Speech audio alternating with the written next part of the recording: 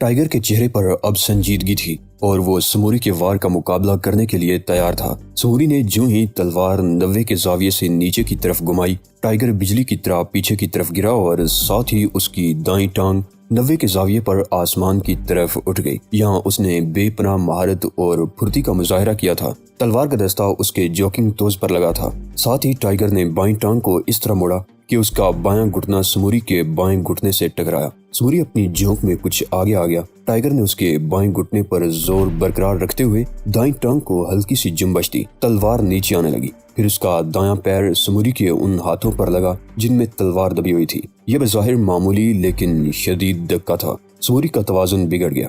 وہ دائیں طرف گرنے لگا اور اسی لمحے ٹائیگر کے بلند ہاتھوں نے تلوار دبوچ لی۔ اس نے پھرتی سے کلابازی کھائی۔ سموری کے ماتھے پر اس کے دونوں پیر لگے اور سموری چت گر پڑا۔ اسی لمحے اس کی اپنی تلوار اس کے اپنے نرخرے میں پیوست ہو گئی۔ خون کا فوارہ بلند ہوا مگر ٹائیگر خون سے بچنے کے لیے پہلے ہی کئی قدم پیچھے ہٹ چکا تھا۔ اب اس کے قدم بہت تیزی سے زینے کی طرف اٹھ رہے تھے۔ وہ بہت خوش تھا اور خوشی کی وجہ صرف یہ تھی کہ اس نے اپنے جسم اور جسمی رد عمل کی بھرپور آزمائش کر لی تھی۔ وہ سپر فٹ نہ صحیح فٹ بلکہ 100% فٹ ضرور تھا۔ اسے اوپر تمام کمرے خالی ملے، کسی بھی جگہ سے کوئی اور ہتھیار نہیں ملا۔ وہ مایوسی سے سر جھٹکتا ہوا عمارت سے نکلا اور کار میں بیٹھ گیا۔ اسی وقت اسے پولیس کا سائرن سنائی دیا۔ وہ بے اختیار مسکرا دیا۔ عمارت سے فرار ہونے والوں نے اسے گرفتار کرانے کے لیے معقول انتظام کیا تھا۔ اس نے گاڑی سٹارٹ کی اور معتدل رفتار سے چلانے لگا۔ لیفٹیننٹ ثاقب نے آٹو کمپنی میں لاشیں دیکھی تو غصے یا خوف کی وجہ سے اس کا چہرہ بگڑ گیا۔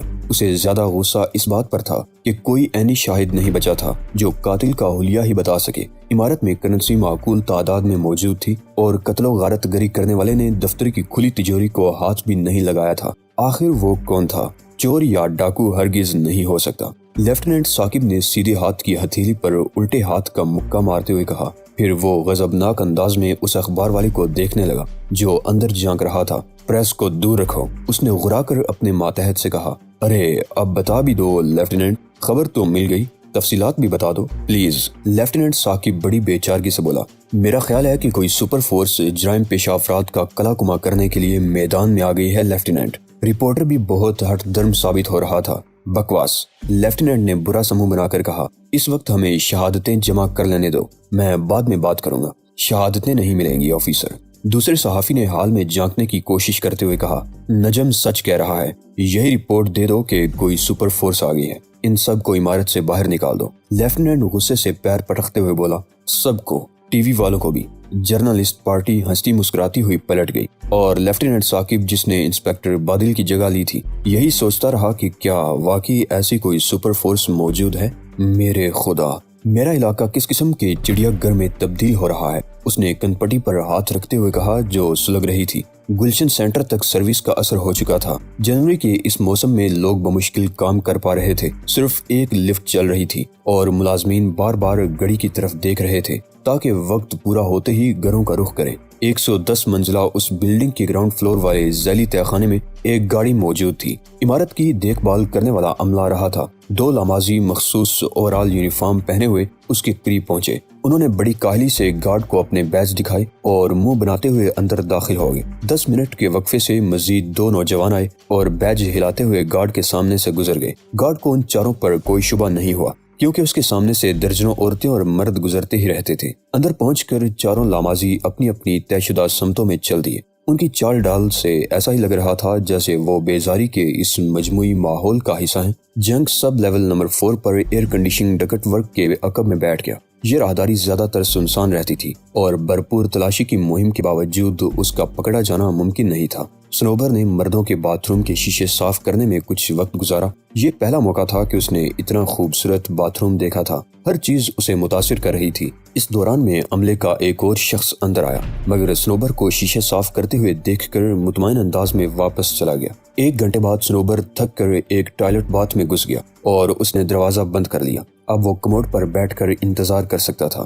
رابرٹس بھی ایک محفوظ جگہ پر تھا۔ اس نے سب لیول 6 کے اس چھوٹے سے کمرے کو منتخب کیا تھا جس کے باہر لکھا تھا خطرہ، ہائی وولٹیج، داخلہ ممنوع ہے۔ اسے اندر کا ماحول بالکل ویسا ہی لگا تھا جیسا عبدل نے بتایا تھا، بس اسے تکلیف یہ تھی کہ 10 مربع فٹ کے اس کمرے میں پوری جگہ مشینری نے گھیر رکھی تھی۔ یہاں ٹرانسفارمر بھی تھا اور تاروں کے گچھے بھی، دانت کے باکس بھی ایک طرف نظر آ رہے تھے۔ اس نے جیب سے ایک فہرست نکال کر ان اشیاء پر نظر ڈالی جن کی اسے ضرورت پڑنے والی تھی۔ وہ مسکراتا ہوا دیوار سے ٹیک لگا کر بیٹھ گیا۔ ایک لمحے تک وہ سوچوں میں گم رہا، مگر پھر وہ چونک کر اپنے قریب والے باکس کی طرف دیکھنے لگا۔ اس کا ہاتھ لاشعوری طور پر اپنی پیٹھ تک چلا گیا، جہاں وردی کے نیچے دھماکہ خیز مواد کی موٹی سی پیٹی بندھی ہوئی تھی۔ اس نے ایک زوردار قہقہا لگایا۔ اسے یقین تھا کہ یہ سب کچھ اتنا آسان ہوگا جتنا کیک کھانا۔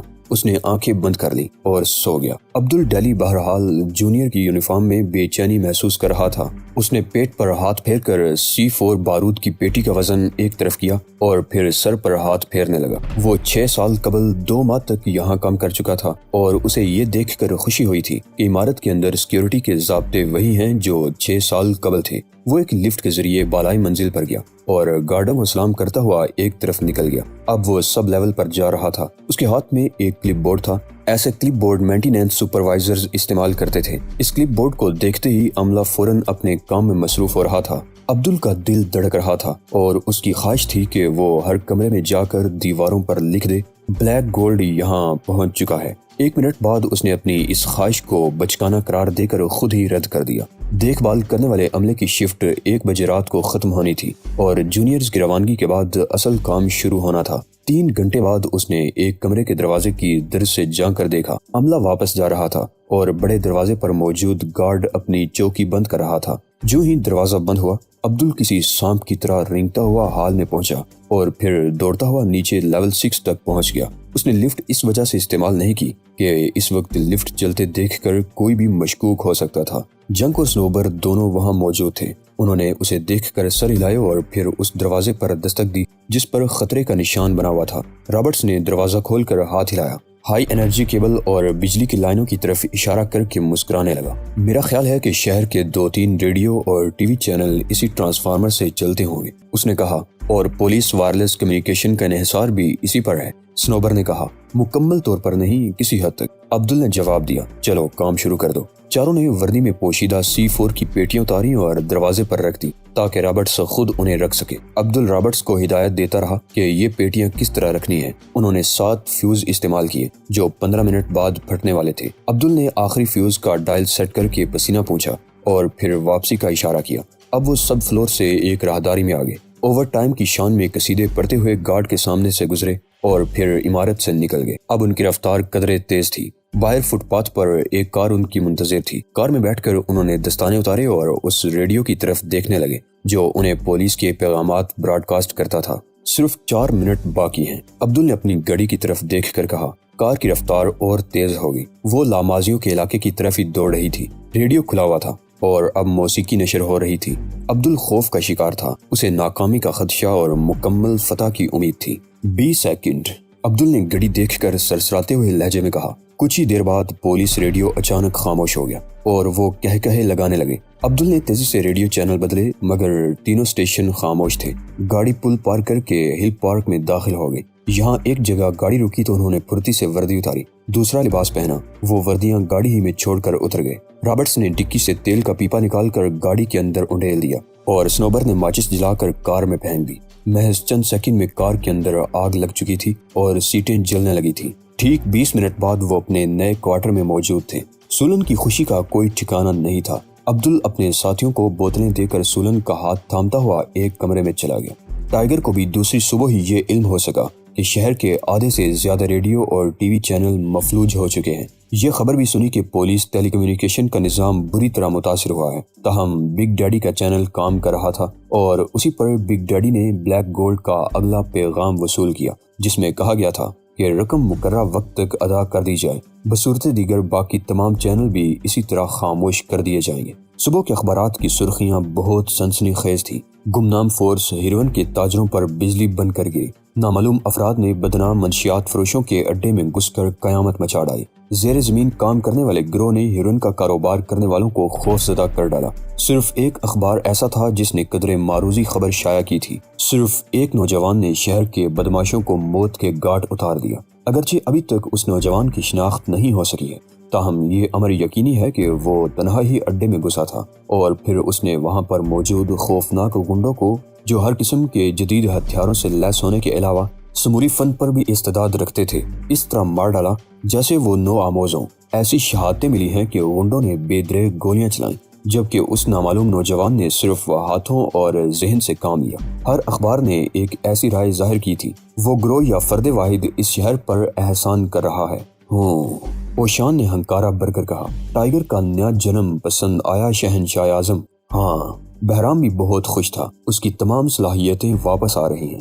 بتدریج اوشان نے، جو کمل کے آسن میں بیٹھا ہوا تھا، بڑی سنجیدگی سے کہا، بتدریج شہنشاہ، وہ میرا بیٹا ہے۔ مجھے خوشی ہے کہ اس نے گولیوں کا سہارا نہیں لیا۔ کیا یہ عجیب بات نہیں لگتی ماسٹر؟ کیا؟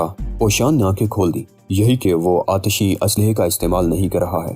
ہاں، مگر وہ یہ ثابت کرنا چاہتا ہے کہ اسے ہتھیاروں پر اعتبار نہیں بلکہ اپنے ہاتھوں اور جسم پر اعتماد ہے۔ میں نے اس پوری خبر سے ایک اور نتیجہ بھی اخذ کیا ہے۔ وہ کیا ماسٹر؟ یہ کہ ٹائیگر میرا شہزاد اب ذہن بھی استعمال کر رہا ہے، اور یہ بہت شاندار تبدیلی ہے ماسٹر۔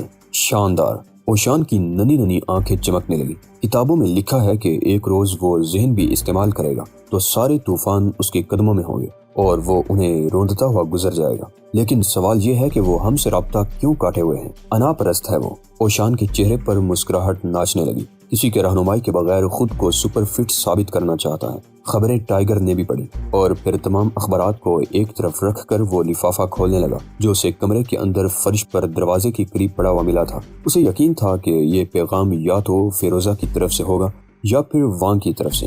انہی دونوں کو یہ علم تھا کہ وہ کہاں مقیم ہے۔ پھر اس کے چہرے پر مسکراہٹ دوڑ گئی۔ لفافے کے اندر سے ملنے والے خوبصورت لیٹر ہیڈ پر ڈائکسوز انویسٹیگیشن کے سنہرے حروف جلملا رہے تھے۔ یہاں پر ایک ایسا گروہ ہے جس پر تم یقیناً نظر رکھنا چاہو گے۔ یہ گروہ بھی کرنل سے ممنوعہ اور غیر قانونی اسلحہ خریدتا ہے۔ اس گروہ کا نام ینگ یانگ بلیک ہے۔ پتہ درج ذیل ہے۔ پیغام صرف اتنا ہی تھا اور پیغام بیچنے والے کا نام ندارت۔ وہ سوچنے لگا، پھر اس نے لیٹر ہیڈ کو بڑی احتیاط سے پھاڑ کر جلایا اور سینک میں بہا دیا۔ 2 گھنٹے بعد وہ کالج آف کامرس کے کیمپ کے سامنے گاڑی پارک کر رہا تھا۔ پیغام میں اسی جگہ کا ذکر تھا۔ اس نے پہلی نظر میں بانپ لیا کہ یہ مقام مختلف نسلوں کے لوگوں سے بھرا پڑا ہے۔ پات پر متعدد لامازی، چینی، تائیوانی اور فردوسی نظر آئے۔ قریب ہی وہ 8 منزلہ اپارٹمنٹ ہاؤس تھا جس کی نشاندہی خط میں کی گئی تھی۔ اس وقت 10 بجے تھے اور اپارٹمنٹ ہاؤس میں لوگوں کا آنا جانا جاری تھا۔ ٹائیگر بھی چھوٹے چھوٹے قدم اٹھاتا ہوا زینے کی طرف بڑھ گیا۔ تیسری منزل کے ایک اپارٹمنٹ پر 16 نمبر لکھا ہوا تھا اور ٹائیگر کو یہیں دستک دینی تھی۔ اس نے 3 مرتبہ دستک دی، لیکن جب جواب نہیں ملا تو وہ دروازے کو دھکا دے کر بے دھڑک اندر چلایا۔ وہ ایک چھوٹے سے ہال وے میں تھا اور اس راہداری نما راستے میں 4 دروازے نظر آ رہے تھے۔ اس نے پہلے دروازے پر دستک دی، لیکن اسے کوئی جواب نہیں ملا، اور پھر اچانک ہی اس نے ایک ہلکی سی آواز سنی۔ یہ یقیناً کسی کی ایسی چیخ تھی جس کو دبانے کے لیے اوپر ہاتھ رکھ دیا گیا تھا۔ ٹائیگر چوکنا ہو گیا۔ اس نے تمام حسیات جمع کی اور پھر چوتھے دروازے کو گورنے لگا۔ دبی دبی سی چیخ پھر بلند ہوئی اور اس کے ساتھ ہی ٹائیگر کی زوردار کیک دروازے پر پڑی۔ دروازہ کسی کھلونے کی طرح ٹوٹ کر کلابوں سمیت گر گیا۔ وہاں کا منظر بہت خوفناک تھا۔ 2 تائیوانی ایک عورت پر جھکے ہوئے تھے جو ایک بینچ پر رسیوں سے بندھی ہوئی تھی۔ ایک شخص نے عورت کے منہ پر ہاتھ رکھا ہوا تھا۔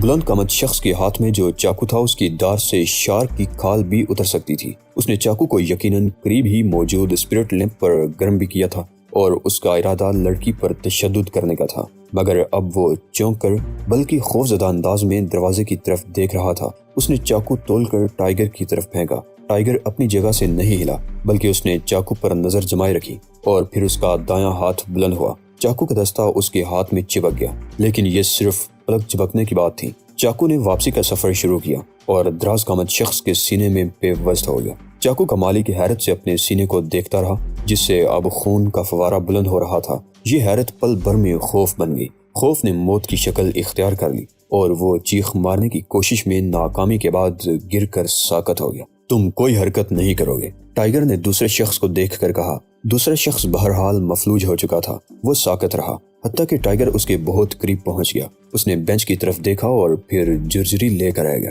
وہ فیروزہ تھی۔ فیروزہ کی آنکھوں میں آنسو تھے جو اس کے سرخ گالوں پر بہہ رہے تھے۔ شہزاد شکریہ۔ ٹائیگر نے تیزی سے اس کی بندشیں کھولی اور ساتھ ہی ساتھ دوسرے شخص کو گورتا رہا۔ وہ بینچ سے اٹھ کر اپنی کلائیاں دبانے لگی۔ اب تم बेंच पर लेटो। टाइगर ने घुरा कर दूसरे गुंडे से कहा। गुंडा खामोशी से लेट गया। जरा इसको इन्हीं रस्सियों से बांध दो फिरोजा, टाइगर ने कहा। फिरोजा जो अब भी रो रही थी फौरन अपने काम में लग गई। इस दौरान में टाइगर ने चाकू सीने से निकालकर स्पिरिट लैंप पर फिर गर्म करना शुरू कर दिया। उसकी नजरें अब भी गुंडे पर थी। क्या ये चाकू गर्म होने के बाद ज्यादा तकलीफ देता है? उसका लहजा इतना खौफनाक था कि फिरोजा भी लर्ज कर रहेगी। गुंडा खौफजदा होने के बायस मजीद कुछ न कह सका। ठीक है, मैं भी तजर्बा करके देखता हूँ, टाइगर ने कहा। उसने चाकू के फल को एक बार स्पिरिट में अच्छी तरह डिबोकर उसे स्पिरिट लैंप के शोले पर रखा और जो ही चाकू के फल ने आग पकड़ ली उसने गुंडे की कमीज फाड़कर चाकू उसके सीने पर रख दिया। कमरे में गोश्त के जलने की बू गुंडे की चीख से पहले फैल गई थी। प्लीज शहजाद, फिरोजा कांपने लगी। इसने मुझे कोई नुकसान नहीं पहुंचाया। टाइगर ने इस तरह फिरोजा को घुरा के वो दूसरी तरफ देखने पर मजबूर हो गई। क्या तुम ब्लैक गोल्ड का हिस्सा हो? टाइगर ने चाकू उठाकर गुंडे से पूछा। नहीं, हम ब्लैक गोल्ड नहीं हैं, वो कराहता हुआ बोला। उसकी खौफ और दहशत के बायस बुरी हालत थी क्योंकि टाइगर एक बार फिर चाकू पर स्पिरिट उंडेल रहा था। तब फिर तुमने इस लड़की को अगवा क्यों किया? मुझे कुछ पता नहीं। ओह, टाइगर ने भयानक अंदाज में हंसते हुए चाकू एक बार फिर उसके झुलसते हुए हिस्से पर रख दिया और साथ ही दूसरे हाथ से उसका मुंह बंद कर दिया ताकि वो चीख भी ना सके। बोलो लड़के, वरना पूरे जिस्म को इसी तरह दाग डालूंगा। इस बार गुंडे ने इस तरह सर हिलाया जैसे वो जवाब देना चाहता हो, लिहाजा टाइगर ने उसके मुंह से हाथ हटा लिया। बोलो, टाइगर ने उसे लंबी लंबी सांसें लेते हुए देख कर कहा। ये मुसलसल खोज में थी कि ये मालूम करे कि हमने डायनामाइट कहाँ से हासिल किया, इसीलिए हमें इस पर शुबा हो गया। लेकिन हमें खुद भी हैरत है कि इसे ये इल्म कैसे हो गया कि हमारे पास डायनामाइट है। यंग यांग ब्लैक के बारे में क्या जानते हो? मेरा इससे कोई ताल्लुक नहीं, तुम सच कहते हो। टाइगर ने तीसरी मर्तबा चाकू उसके सीने पर रखा तो वो बुरी तरह तड़पने लगा और फिरोजा ने दूसरी तरफ मुंह फेर लिया। आंसू गुंडे के गालों पर बहने लगे। बोलो, टाइगर घुराया, क्या तुम ब्लैक गोल्ड में शामिल हो? टाइगर के इस लहजे में सुलगते हुए चाकू से ज्यादा काट थी। हाँ, गुंडा बुरी तरह तड़प रहा था क्योंकि अब उसके सीने पर गोश्त भी जलने लगा था। मैं रिक्रूट हूँ, रकम जमा करने में। और फिर वो मजीद कुछ ना कह सका क्योंकि वो बेहोश हो चुका था। टाइगर ने उसे यहाँ छोड़ना मुनासिब नहीं समझा। वो उससे मजीद मालूमात हासिल कर सकता था, लिहाजा उसने उसे अपने कंधे पर डाल दिया। फिरोजा इसका मकसद समझ गई। वो उसके पीछे पीछे चलने लगी। बाहर पहुंचकर टाइगर ने लोगों की मुतजस्सिस नजरों की परवाह किए बगैर लामाजी को अपनी गाड़ी में डाला और फिरोजा भी अगली सीट पर बैठ गई। इसे मेरे अपार्टमेंट में ले चलो, उसने धीमे लहजे में कहा। हम इसे अकबी रास्ते से ऊपर ले जा सकते हैं, मगर मैं इससे 2 बातें करना चाहता हूँ। जरूर, और वो 2 बातें तुम अपने होटल के डिनर हॉल में बहरहाल नहीं कर सकोगे। 20 मिनट बाद वो लामाजी फिरोजा के अपार्टमेंट में था। अगरचे टाइगर ने उसे अब बांधा नहीं था मगर पेट के बल लिटा दिया था। कलाइयों, पिंडलियों और गर्दन पर नायलन की रस्सियों के इतने ढीले फंदे डाल दिए गए थे कि अगर वो उछल कूद करे तो ये फंदे खुद ही तंग होते चले जाएं। वो इस वक्त तक इंतजार करता रहा जब तक कैदी को होश नहीं आ गया। जो ही उसने लामाजी के पपोटों में जुम्बश देखी, उसने यख पानी का गिलास उसके चेहरे पर उंडेल दिया। क्या मुसीबत है! कैदी बहुत जोर से इस तरह चिल्लाया जैसे गहरी नींद से बेदार होना उसे सख्त नागवार गुजरा है। फिर वो मान चौंक पड़ा। अरे मैं कहाँ, क्या हो रहा है? वो मुख्तलिफ सवालात करता रहा मगर टाइगर को पूरी तरह इल्म था कि वो होश में आने के बाद बन रहा है। कैदी की आंखें यही चुगली खा रही थी। जब कैदी को यकीन हो गया कि सामने बैठा हुआ शख्स उसके किसी भी एतराज को खातिर में नहीं ला रहा है तो उसने चुप साध ली, मगर अब टाइगर घुटनों के बल उसके करीब बैठ रहा था। हम अब खुलकर बात करेंगे, मछली के चेहरे वाले मनहूस, टाइगर ने मुस्कुराते हुए कहा। मैं सवाल करूंगा, तुम जवाब दोगे, और अगर तुमने जवाब नहीं दिया तो मैं तुम्हारे फेफड़ों को हवा की फ्राहमी रोक दूंगा।